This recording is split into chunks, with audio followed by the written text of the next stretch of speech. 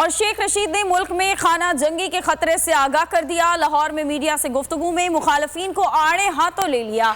बोले आसिफ जरदारी इमरान खान को कत्ल कराना चाहता है। बिलावल भुट्टो पर भी कड़ी तनकीद की। इमरान खान की मुकम्मल हिमायत करते हुए कहा कि बुध को पीटीआई की रैली में शिरकत करूंगा। वो कम अकल होगा जो इमरान खान को गिरफ्तार करेगा। उनके खिलाफ 100 मुकदमात बना लें, जीत उन्हीं की होगी। उम्मीद जाहिर की कि कल इलेक्शन का शेड्यूल आ जाएगा। जो कहत बर्पा होने जा रहा है, जो खाना जंगी का खतरा है, मैं बिल्लो रानी को कुछ नहीं कहना चाहता।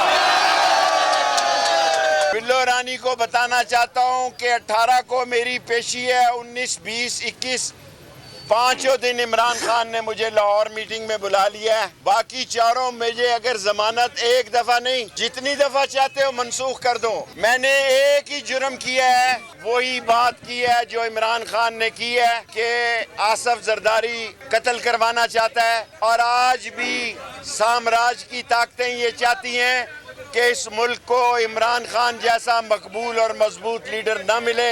इंशाअल्लाह बुध के दिन मैं इमरान खान के ट्रक पे हूँ। ओ कोई बेवकूफ कम अकल पागल होगा जो इमरान खान को गिरफ्तार करेगा। इमरान खान और ऊंचा हो जाएगा। जो इमरान खान को जेल भेजेगा, नाहल करेगा, वो इस मुल्क के इलेक्शन में इमरान खान का मुकाबला नहीं कर सकता। सुप्रीम कोर्ट ने जिसका शेड्यूल मुझे उम्मीद है कि कल 2 सूबों का आ जाएगा। जिंदगी एक मैदान है और PSL 8 में हर टीम को छूना आसमान है। 6 टीमों के बीच धुआंधार लड़ाई। ये शोर न लड़ाई का है न डर का, ये शोर है जीत का, ये शोर है जुनून का। खेल का जुनून रोजाना रात 11 बजे सिर्फ बोल न्यूज पर।